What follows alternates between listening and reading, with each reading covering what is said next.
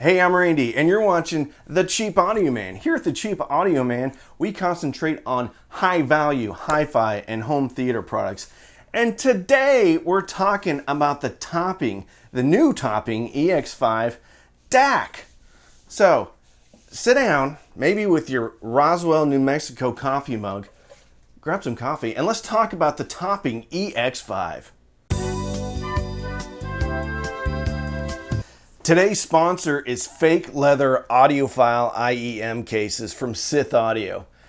When you want the best audiophile case for your IEMs to make sure it sounds audiophile when it's being stored on a shelf or in a drawer, there's only one choice, and that's Sith Audio.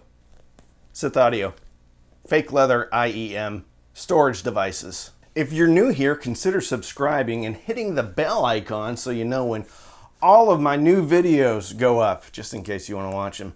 So what are we talking about today? This is the topping EX5. It is a collaboration between Topping and Shenzhen Audio. It's a DAC. I like doing that. I like pulling it off. It's a DAC and also a headphone amp that has balanced output and then a regular three-quarter inch headphone output. Now the balanced headphone output is just there for convenience. It's not really a balanced out for the headphones. However, on the back, you do have a pair of balanced outputs and a set of RCA outputs, a digital coaxial input, an optical input, or SPDIF, or Toslink, whatever you want to call it, and a USB input. You also have a Bluetooth antenna, and then the power connection with the toggle switch. Bluetooth is all of the latest codecs, which includes LDAC, AAC, aptX, aptX HD. And if you're new to the audio world, a codec is basically how the information is packaged, sent over to your DAC. So it's packaged on your phone's end or computer's end or tablet's end, and then it's thrown over here, just like playing a little catch. Let's have a catch of music. And then it's unpackaged right here. So codecs are how the data is packaged. Generally speaking, as you go up in codecs, you go from SBC, which is the default codec. Everything uses SBC. As you move up to LDAC, guess what? You get to package more information and send it over. Some people would consider LDAC and aptX HD to be high-res Bluetooth, but it really isn't because the throughput is not what people would consider CD quality or greater. But it doesn't really matter. LDAC, aptX HD are better than anything else and get you closer to lossless Bluetooth. Bottom line is, this is the best Bluetooth you can get. For all you Tidal and Roon users utilizing Tidal, this handles MQA. However, only handles MQA through the USB input.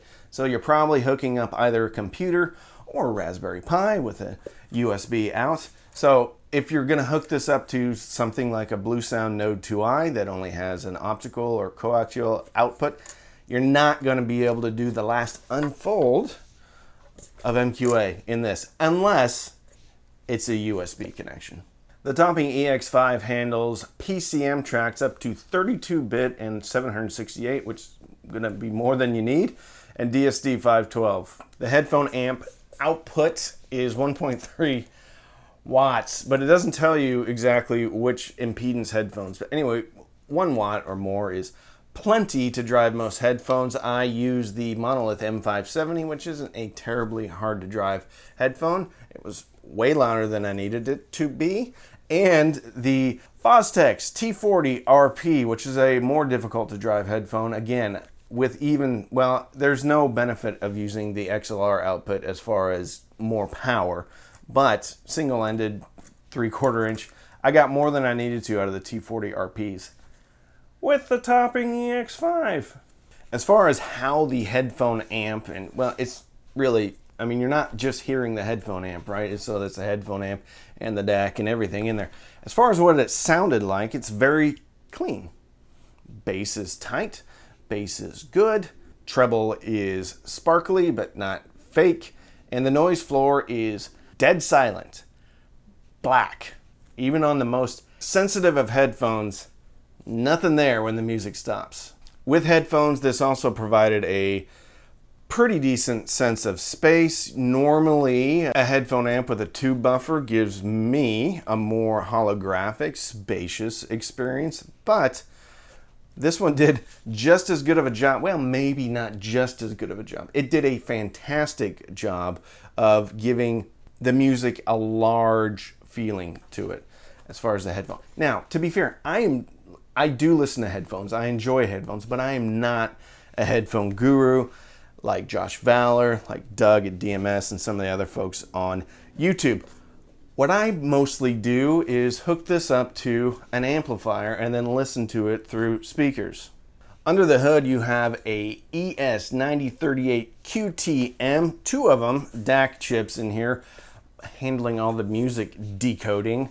That chip is also used in a fair number of DACs right now, including the Soncause, which I just did. That's also a balanced DAC. The topping D50S, which I was a big fan of. That was from last year. Actually, this is very similar to the topping D50S as far as sound, but this is balanced. It has the same Bluetooth codecs and functionality as that, with the addition of a headphone amp. So I think the D50S was like $250, and for an extra $100, you're getting a headphone amp, a little bit larger form factor, and balanced outs. So, I mean, from a value perspective, if you were looking at the D50S, you might want to consider the EX5. This is also in the Lab Audio. It's a brand that I'm not super familiar with, but it looks like an exact ripoff of the D50S with a headphone amp in it. Also in the Iyun X8 DAC.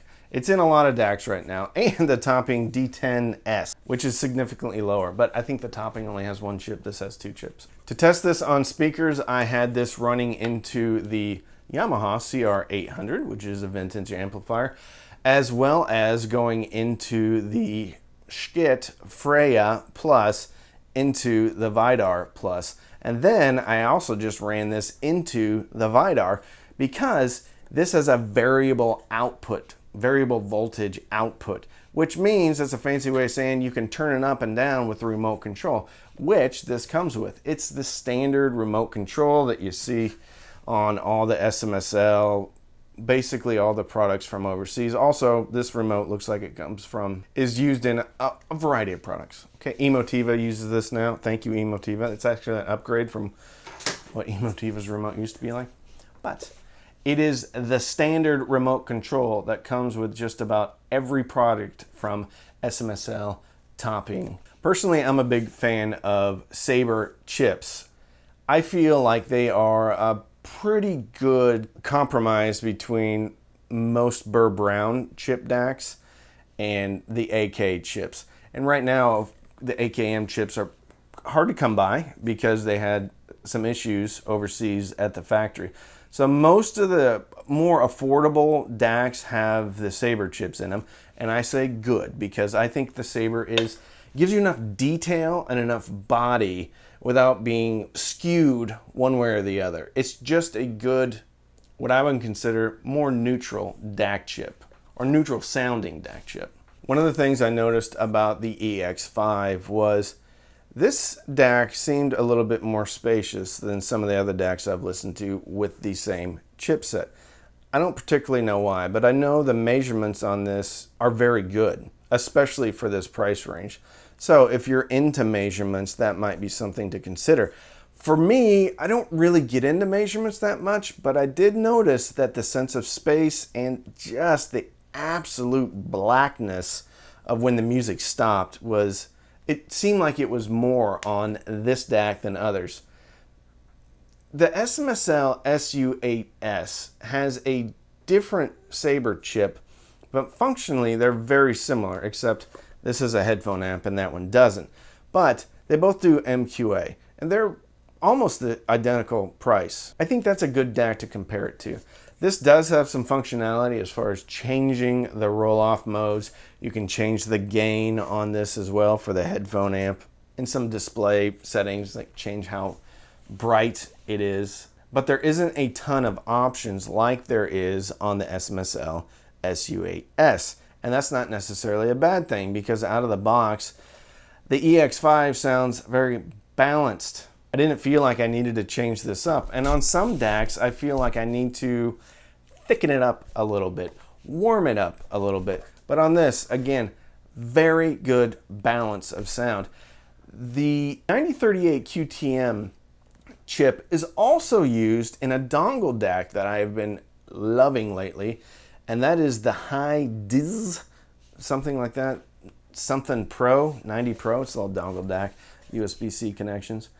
I love that thing. And for me, when I'm listening through headphones, it gives me a little bit better idea of what the actual DAC is sounding like compared to speakers. Because with speakers, you have all sorts of things to contend with, including the room, whether or not the room's treated well, whatever's going on. Ambient noise, things like that. So, with headphones, I get a better understanding of what the DAC truly sounds like. And I'll say that the EX5, it sounds great. At $350, I think this is an extraordinary value. It's not too complicated. You put it in your system. Now, to get the MQA to work, I did have to upgrade the firmware, and first I had to download the new driver. You can't upgrade the firmware without downloading the driver, but I did that, and MQA worked flawlessly. But remember, MQA is only on the USB connection. I think this is a great product. I think it's somewhat of a no-brainer if you were looking for a more affordable DAC that handles MQA, and you also want a headphone amp. For a desktop solution, if you're just into headphones, this is great. Personally, for me, I like this for 2-channel listening.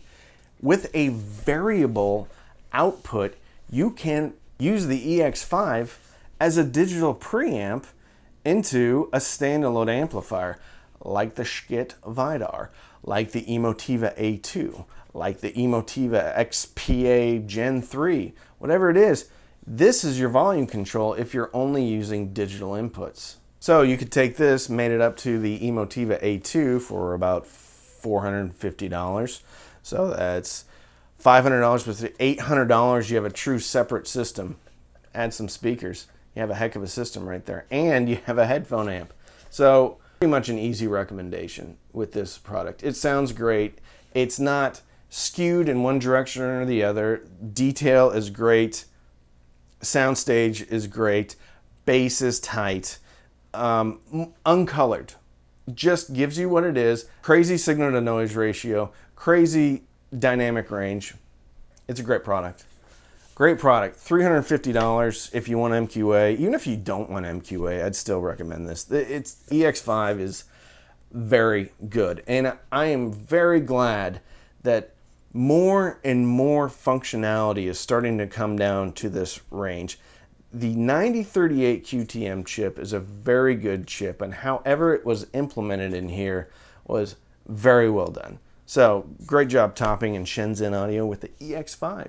So if you want to support the channel, you can sign up for Patreon, patreon.com/cheapaudioman. Every Sunday night, we have Patreon-only Zooms. We also have a Patreon-only Facebook group. You can also sign up for Amazon Music. Click on the link. You get 3 or 4 months for free, 3 months of Disney Plus for free. I'm doing this because I'm not quite sure. I get a couple of dollars if you sign up, though, and you can always cancel. You can also use the links. I'll link the topping EX5 down in the comments. If you buy it or buy anything else, for the most part, that's linked down there, I do get a commission. So, don't binge watch anything on Netflix or Hulu. Binge listen, grab some coffee, binge listen, maybe through your new topping EX5, and fill your soul with happiness. And with that, I'm Randy. I'm the Cheap Audio Man.